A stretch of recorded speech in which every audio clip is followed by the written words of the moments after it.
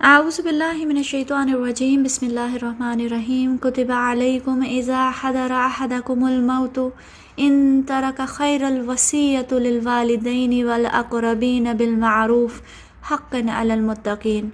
تم پر فرض کیا گیا ہے کہ جب تم میں سے کسی کی موت کا وقت آئے اور وہ اپنے پیچھے مال چھوڑ رہا ہو تو والدین اور رشتہ داروں کے لیے معروف طریقے سے وصیت کرے، یہ حق ہے متقی لوگوں پر۔ السلام علیکم ورحمۃ اللہ وبرکاتہ۔ آج ہم سورہ بقرہ کی آیت نمبر 180 سے سٹارٹ کریں گے۔ یہ وصیت کی وہ آیت ہے جو ابتدائی دور میں نازل ہوئی۔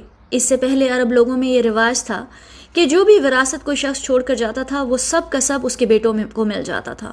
تو اس آیت کے ذریعے پہلے یہ حکم آیا کہ جس شخص کی موت کا وقت آ گیا ہو اور اس کے پاس بانٹنے کے لیے کچھ مال ہو تو وہ وصیت کر کے جائے، والدین اور باقی قریبی رشتہ داروں کے لیے بھی۔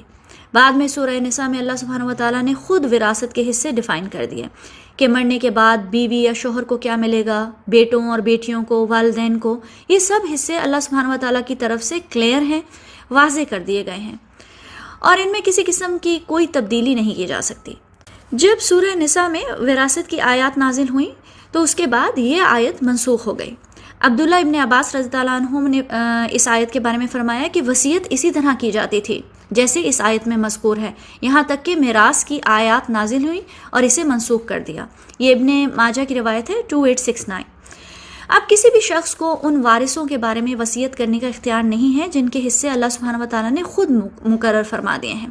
ابو امامہ رضی اللہ عنہ کہتے ہیں کہ میں نے رسول اللہ صلی اللہ علیہ وسلم کو فرماتے ہوئے سنا ہے کہ اللہ نے ہر صاحب حق کو اس کا حق دے دیا ہے، لہٰذا اب وارث کے لیے کوئی وصیت نہیں ہے۔ یہ سنن ابی داؤد کی روایت ہے 2870۔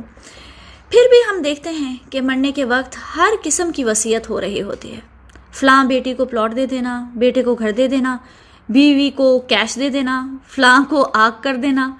نہ تو انسان مرتے وقت وصیت کے ذریعے وارثوں کے حق کو بڑھا سکتا ہے اور نہ کسی کا حق کم کر سکتا ہے۔ یہ حقوق اللہ کی طرف سے فرض کر دیے گئے ہیں، اسی لیے وراثت کے علم کو علم الفرائض کہا جاتا ہے۔ وراثت کا معاملہ ایک ایسا معاملہ ہے جس میں شاید ہم سب سے زیادہ اللہ کے احکامات کو پامال کرتے ہیں، اور اسی معاملے میں سب سے زیادہ جھگڑے، دشمنیاں پیدا ہوتی ہیں۔ بھائی بھائی کا گلا کاٹنے کو تیار ہو جاتا ہے۔ پورا معاشرہ اس معاملے میں لا علمی اور جہالت کا شکار ہے۔ اللہ تعالیٰ نے وارثوں کے جو حصے مقرر کر دیے ہیں، نہ کوئی ان کو جانتا ہے اور نہ ہی ان کا احترام کرتا ہے۔ اچھے خاصے مذہبی گھرانوں میں بھی اس حکم کی نافرمانی کی جاتی ہے کیونکہ کسی کے پاس نالج ہی نہیں ہے۔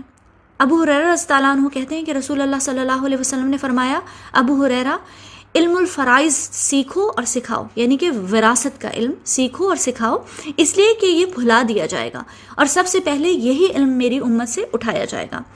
یہ حدیث ویک ہے، ضعیف ہے، لیکن بات 16 آنے سچی ہے۔ آج خود دیکھ لیں، ہمارے معاشرے میں وراثت کا علم اچھی خاصی ریلیجس فیملی کے پاس بھی نہیں ہوتا، حالانکہ یہ ایک ایسا معاملہ ہے جس میں اللہ تعالیٰ کی نافرمانی کرنے کی وجہ سے ساری زندگی کی نیکیاں ضائع ہو سکتی ہیں۔ ابو ہریرہ رضی اللہ عنہ کہتے ہیں کہ رسول اللہ صلی اللہ علیہ وسلم نے فرمایا، آدمی 70 سال تک نیک عمل کرتا رہتا ہے، پھر وصیت کے وقت اپنی وصیت میں ظلم کرتا ہے تو اس کا خاتمہ برے عمل پر ہوتا ہے اور وہ جہنم میں جاتا ہے۔ اسی طرح آدمی 70 سال تک برے اعمال کا ارتکاب کرتا رہتا ہے لیکن اپنی وصیت میں انصاف کرتا ہے، اس کا خاتمہ بالخیر ہوتا ہے اور وہ جنت میں جاتا ہے۔ یہ ابن ماجہ کی روایت ہے 2704۔ انسان کی موت کے بعد اس کی جائیداد سورہ نساء کی آیت نمبر 11 اور 12 کے مطابق ورثہ میں بانٹی جائے گی۔ حال بتا ایک شخص کو اختیار ہے کہ وہ اپنی جائیداد کا 1/3 1/3 وصیت کر سکتا ہے ان لوگوں یا رشتہ داروں کے لیے جو ورثہ کی لسٹ میں نہیں آتے۔ اس میں یہ مثالیں آتی ہیں جیسے کسی کا اگر کوئی اڈاپٹڈ بچہ ہے یا ایسے پوتا پوتی، نواسا نواسی ہیں جن کے والدین کا انتقال پہلے ہی ہو چکا ہے، یا پھر باقی غریب رشتہ داروں میں کوئی یتیم ہے، کوئی محتاج ہے، یا پھر انسان کو حق ہے کہ وہ اگر چاہے تو 1/3 کسی چیریٹی میں دے سکتا ہے، مسجد بنوانا چاہے، لیکن 1/3 سے زیادہ کی وصیت کرنے کی اجازت نہیں۔ سعد بن ابی وقاص رضی اللہ عنہ نے بیان کیا کہ حجۃ الوداع کے موقع پر نبی اکرم صلی اللہ علیہ وسلم میری عیادت کے لیے تشریف لائے۔ بیماری نے مجھے موت کے منہ میں لا ڈالا تھا۔ میں نے عرض کیا، یا رسول اللہ صلی اللہ علیہ وسلم، جیسا کہ آپ نے ملاحظہ فرمایا، میرا مرض اس حد کو پہنچ گیا ہے اور میرے پاس مال ہے جس کی وارث صرف میری ایک بیٹی ہے، تو کیا میں اپنا 2/3 مال خیرات کر دوں؟ آپ صلی اللہ علیہ وسلم نے فرمایا نہیں۔ میں نے عرض کیا آدھا کر دوں؟ آپ نے فرمایا نہیں۔ میں نے کہا پھر کیا 1/3 کر دوں؟ نبی اکرم صلی اللہ علیہ وسلم نے فرمایا کہ 1/3 بھی بہت ہے۔ تم اپنے وارثوں کو مالدار چھوڑ کر جاؤ تو یہ اس سے بہتر ہے کہ انہیں محتاج چھوڑو اور وہ لوگوں کے سامنے ہاتھ پھیلاتے پھریں۔ یہ بخاری کی روایت ہے 4409۔ اس سے یہ ثابت ہوا کہ ساری زندگی انسان جتنا چاہے صدقہ خیرات کرے، لیکن جب موت کا وقت آئے تو اس وقت خیرات سے بہتر عمل یہ ہے کہ بندہ اپنے وارثوں کے لیے اللہ کی مرضی کے مطابق اپنا مال چھوڑ کر جائے۔ ابن ماجہ کی روایت ہے، عبداللہ ابن عباس رضی اللہ عنہما کہتے ہیں کہ لوگ اگر وصیت کو 1/4 تک کم کر دیں تو یہ زیادہ مناسب ہے، کیونکہ رسول اللہ صلی اللہ علیہ وسلم نے فرمایا کہ 1/3 بھی زیادہ یا بڑا حصہ ہے۔ ابو ہریرہ رضی اللہ عنہ کہتے ہیں کہ ایک شخص نے نبی اکرم صلی اللہ علیہ وسلم سے عرض کیا، کون سا صدقہ افضل ہے؟ آپ صلی اللہ علیہ وسلم نے فرمایا، وہ جسے تم صحت و حرص کی حالت میں خرچ کرو اور تمہیں زندگی کی امید ہو اور محتاجی کا خوف ہو، یہ نہیں کہ تم اسے مرنے کے وقت کے لیے چھوڑ رکھو، یہاں تک کہ جب جان حلق میں اٹکنے لگے تو کہو فلاں کو اتنا دے دینا، فلاں کو اتنا، حالانکہ اس وقت تو وہ فلاں کا ہو چکا ہوگا، یعنی اس وقت تو وہ آپ کا مال ہی نہیں رہا۔ جب کوئی شخص مرتے وقت چیریٹی کرتا ہے تو وہ دراصل اپنے مال میں سے نہیں بلکہ اپنے ورثاء کے مال میں سے دے رہا ہوتا ہے۔ پھر بھی شریعت نے 1/3 کے بارے میں وصیت کرنے کی اجازت دی ہے، جو بہت حکمت میں مبنی ہے، تاکہ ایسے کوئی رشتہ دار ہیں اگر جن کا نام سورہ نساء کے مطابق ورثہ میں نہیں آتا تو ان کو بھی حصہ مل سکے۔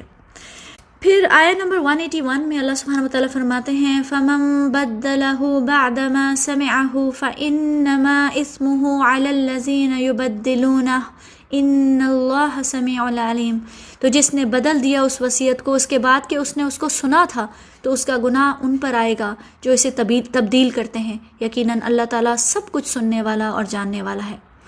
اب جب کسی کی موت کا وقت آتا ہے اور وہ اپنے پاس موجود شخص کو اپنی وصیت بتاتا ہے کہ میں اپنے مال کا 1/3 یا اس سے کم فلاں کو دینا چاہتا ہوں یا چیریٹی کرنا چاہتا ہوں، تو یہ سننے والے کی ذمہ داری ہے، بلکہ فرض ہے کہ وہ یہ بات تمام ورثہ تک باحفاظت پہنچائے اور اس وصیت میں کسی قسم کی کوئی تبدیلی نہ کرے۔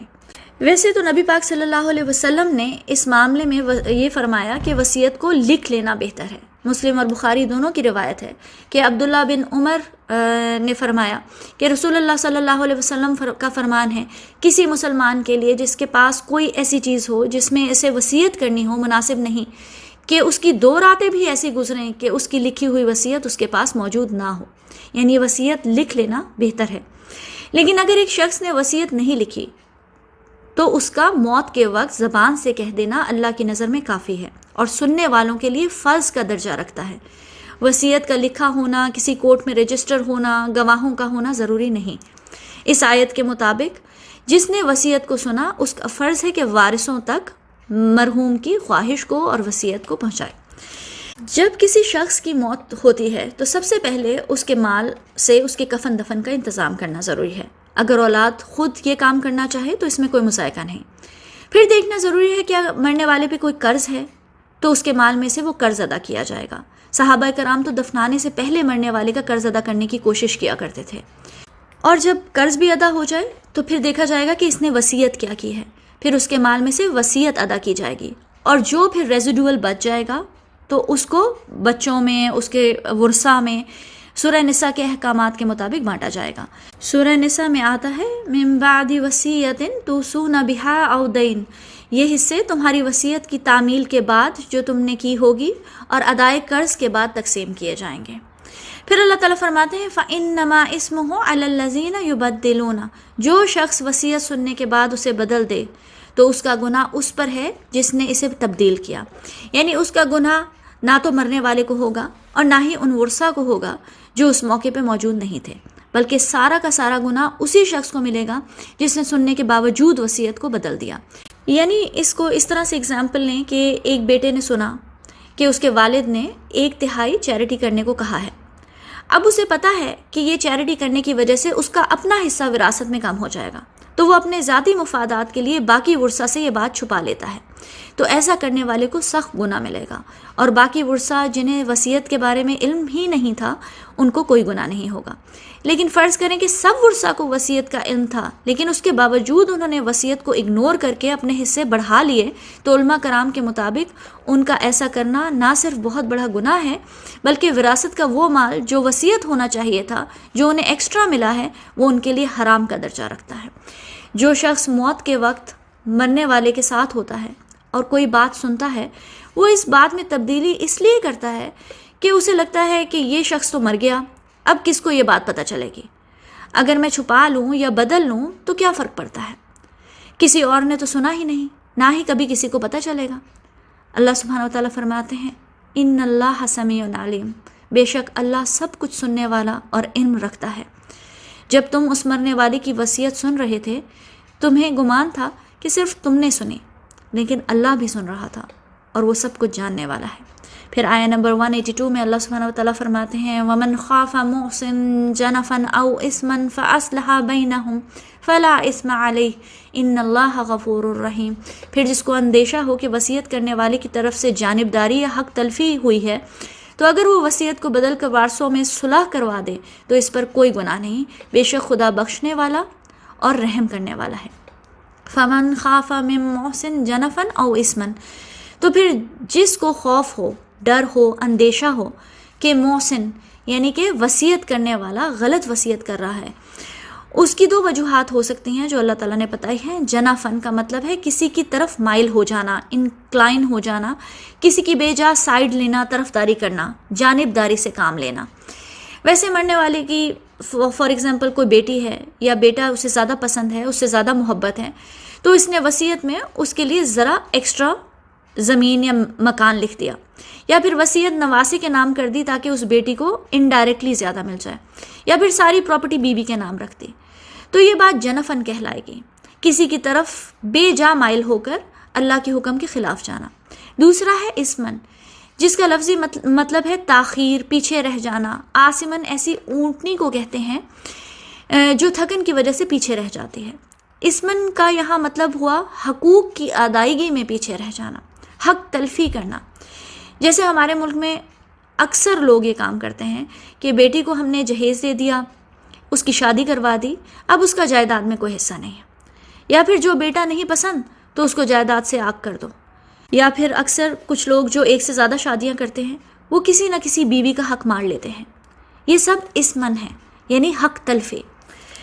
اب اگر آپ کسی شخص کے ساتھ اس کی موت کے وقت موجود ہوں اور آپ کو وہ کوئی وصیت کرے تو پچھلی آیت کے مطابق آپ اس وصیت کو تبدیل نہیں کر سکتے، لیکن اس آیت میں ایک ایکسیپشن دے دی گئی ہے کہ اگر آپ کو لگے کہ جو اس شخص نے وصیت کی ہے وہ اللہ کے حکم کے خلاف ہے، زیادتی ہے، گناہ ہے، جانبداری یا حق تلفی ہے، تو اس کیس میں آپ خود تبدیلی کا فیصلہ نہیں کر سکتے، بلکہ اللہ سبحانہ وتعالیٰ نے فرمایا فَأَصْلَحَ بَيْنَهُمْ، تو اگر وہ وارثوں میں صلح کرا دے۔ پہلی کوشش تو یہی ہونی چاہیے کہ جو شخص وصیت کر رہا ہے اسے اسی وقت سمجھایا جائے کہ آپ کی وصیت غلط ہے، حق تلفی ہے یا جانبداری ہے، اور اگر وہ شخص مر چکا ہو تو پھر جو بھی ورثہ انوالوڈ ہیں ان کو بتایا جائے کہ یہ وصیت نا انصافی پہ مبنی ہے، اور سب کے باہم مشورے اور سمجھوتے کے مطابق ایک ایگریمنٹ پہ آیا جائے، ایک سمجھوتا کرایا جائے، ایک صلح کرائی جائے۔ صلح کا مطلب ہوتا ہے سیٹلمنٹ، ایگریمنٹ، اور پھر اس ایگریمنٹ کے مطابق وصیت کو تبدیل کیا جائے۔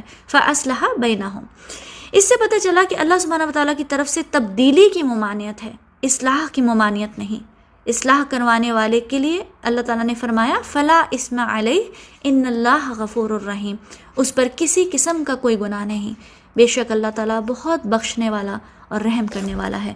السلام علیکم ورحمۃ اللہ وبرکاتہ۔